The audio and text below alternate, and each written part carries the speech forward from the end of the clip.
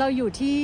ทองหล่อเอ็กซ์เพรสนะแต่ตอนนี้ร้านยังไม่เปิดนะคะเดี๋ยวสักประมาณ40นาทีเราจะกลับมาอีกทีนึงเราเวลาอีก40นาทีร้านเปิดนะคะก็เลยแวะมาจิบกาแฟร้านคาเฟ่ข้างๆกาแฟร้านนี้ดีเนาะทุกคนว่าป้าอะไรนะคะตอนนี้ร้านก็เปิดแล้ว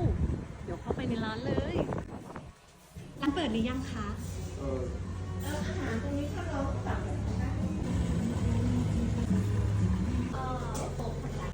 อันนี้อยู่ที่ร้านทองหล่อเอ็กซ์เพรสนะคือมากับว่าจะมากินบุฟเฟ่เนาะแต่ว่ายังไม่ถึงเวลาค่ะบุฟเฟ่จะอยู่ที่ช่วงบ่าย2:30นะคะเนาะส่วนอันนี้2อย่างก็ 11.50 ปอนด์ค่ะ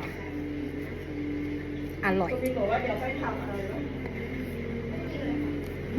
พอชั่นใหญ่เลยทีเดียวนะคะบอกได้เลยว่าเยอะมากกินไปเมาไปค่ะวันนี้พาเพื่อนต่างชาติมาลองนะคะหนังกินจนหมดเลยทุกคนวันนี้พาเพื่อนมาลองที่ร้านทองหล่อเอ็กซ์เพรสนะคะเป็นร้านอาหารไทยแล้วเพื่อนก็ชอบมากเดี๋ยวให้เพื่อนแบบบอกว่าทานแล้วเป็นยังไงนะโอเค say something about this restaurant อร่อยมากอร่อยมาก